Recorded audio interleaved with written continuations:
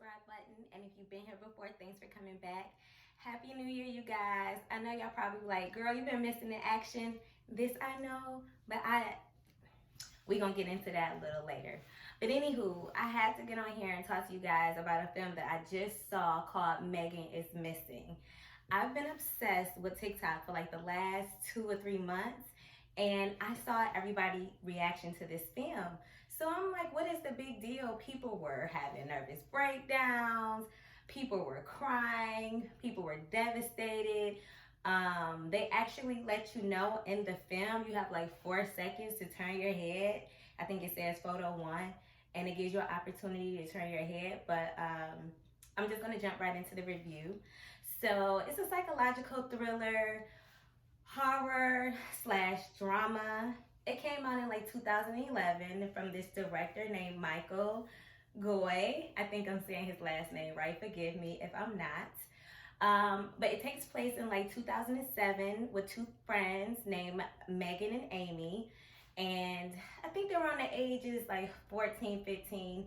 Megan is the popular girl, the one that everybody loves. And Amy is the, she's the shy one. She's the one that stays to herself. The one that people don't really tend to go after.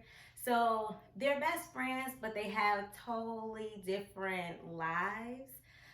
Amy seems more together versus Megan is just kind of like all over the place, but I'm going to get into that reason why in a second. So it starts off in 2007 and the girls are just talking, making videos, and it gets off into the girls basically having conversations with people online. So during the movie, it's about like an hour and 20 minutes. And I felt like, in the beginning, the movie gave me this film. It reminded me of the movie Kids, and it reminded me of this other film called 13. And those were pretty sad movies, but not necessarily horror. I mean, you could kind of take the ending for horror if you want. I'm not really sure. But with this film, as it was going along, I'm like, it's moving kind of slow. They're doing things that teenagers aren't supposed to do, but do anyway. Smoking, drinking, partying, getting it in. And Megan, she's already a little advanced due to her situation. She was molested by her stepfather. So that's kind of like why she has a lot of trouble at home and why she's kind of open, if you get what I'm saying. So she decides to, talk to this guy via online. I don't want to call it Zoom. I don't know what it was called back then. But anywho, she was pretty much being catfish. Flag number 1, the man said that his camera was broke. But it wasn't supposed to be a man, it was supposed to be like a 17-year-old. So she goes out to link up with this 17-year-old, allegedly, and he doesn't approach her right away. Instead, he approaches her the second time. But this is when it starts to get horror-filled, okay? So now Megan is missing. Her friend Amy already suspects that it's the guy that she's been, talking to online. So she reaches out to him. He kind of gets buck with her. She goes to the police. Nothing really comes from it. I mean, granted, they had like a little tape, but it really didn't show too much of anything. So Amy ends up documenting and, trying to find her friend. And this is where it gets deep, okay? So she goes to this place under the bridge where she basically used to go with Megan, and they would talk about their future and whatnot. And as she's wrapping up the video, you see a hand kind of reach out for her, like for her leg, and then the video cuts off. Now Amy is missing, okay? So now everybody, well, not everybody, but Megan and Amy is missing. Everybody's putting up ribbons and talking about Megan, but nobody's even talking about poor Amy. Sad, so sad for Amy, right? So now it cuts to, this is like I said, this is when it gets a little deep. So they said that they found some images of Megan on this site, and it gives me I don't know, BDSM or something like that, with the whips and chains and whatnot. So they found her picture on this site, and this is where it's messed up because they got my girl Amy in this whole little setup. I mean, mouth open, nostrils open, no clothes.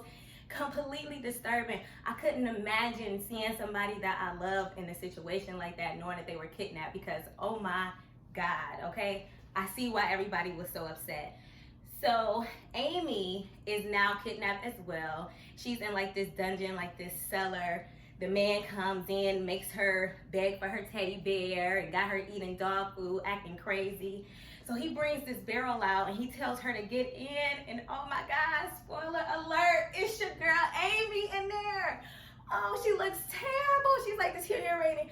It was horrifying. Oh my God, I couldn't imagine seeing something like that, like in real life. He forces her to get in there with her, okay? She doesn't have a choice, so she gets in there. He seals it up and basically buries it, okay? Now, mind you, she had a camera with her. After he buries her, she's trying to talk to him, reason with him, trying to make it seem like everything is gonna be okay. She forgives him, she won't tell. He wasn't hearing none of that. He buried her inside of the thing with Megan. And then they found the camera in the trash, and that's what they found on the camera. Oh my goodness. Now I see why everybody was losing their minds. That is so disturbing. I couldn't imagine going through that. So I see where the whole horror thing comes from within this movie. Just picturing yourself in a scenario or a situation like that. Like I said, it gave me 13 vibes and the movie Kid vibes, but I was not ready to see my girl Megan like that, okay? And you know, it's just so disturbing because I know that this happens all the time, okay? People be linking up with people from online and they end up being crazy, and it's just terrifying because I don't want to say that it could happen to anybody, but it could kind of happen to anybody, you know what I'm saying? So you really do have to be aware of your surroundings and whatnot. That movie was definitely disturbing. And, you know, I just really hate that I kind of saw that. It kind of bothered me a little bit. It kind of, I needed to watch a cartoon or something after that, like Bob's Burger, because that was just way too much. But that's my take on Megan is Missing. You guys should definitely check it out. You know, I hate to say it, but maybe watch it with your kids. They actually had their parents on set too. The kids in the movie, they had their parents on set because it gets live towards the end. I'll say maybe like the last 20 minutes. So with that being said, I want you guys to check this movie out. Megan is Missing. I'm going to make sure that I come back with more and great content, trying to think of a theme for you guys. I appreciate you all so much. We're going to make the best of 2021. Thanks for watching. Make sure you like and subscribe, and I'll see you